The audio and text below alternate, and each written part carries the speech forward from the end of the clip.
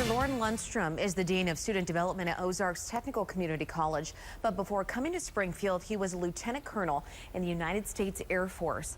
On September 11th, 2001, he was working at the Pentagon as an intelligence directorate when a plane piloted by terrorists slammed into the building.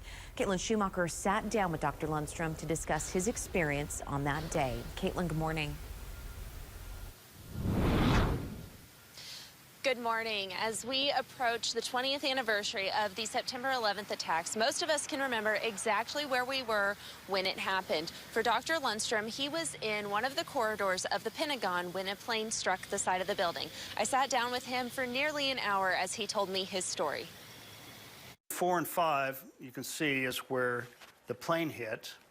I was in a training session right about here.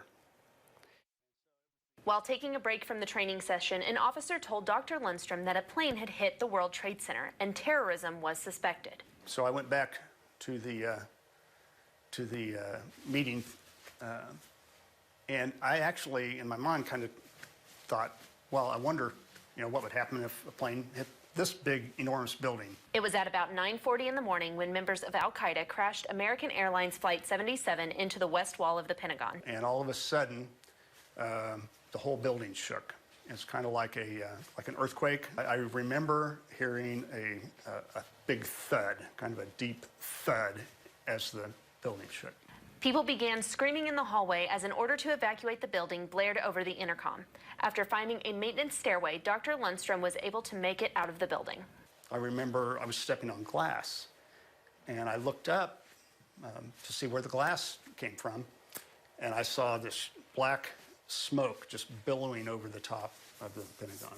But that didn't put his fears to rest. I knew that at the time, terrorists would often have a bomb go off, and then when first responders came, and then a secondary explosion would take place. After getting safely away from the building, his world stood still. I looked back at the Pentagon and saw the enormous gaping hole and smoke just pouring out. And it was just kind of a very surreal moment.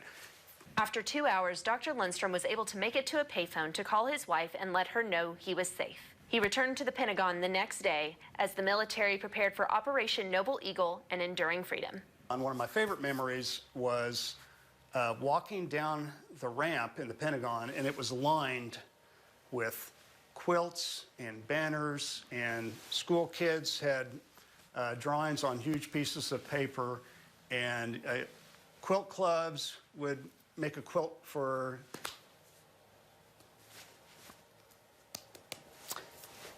the survivors, and it was, I was really going to work. There were flags, everybody had a flag out.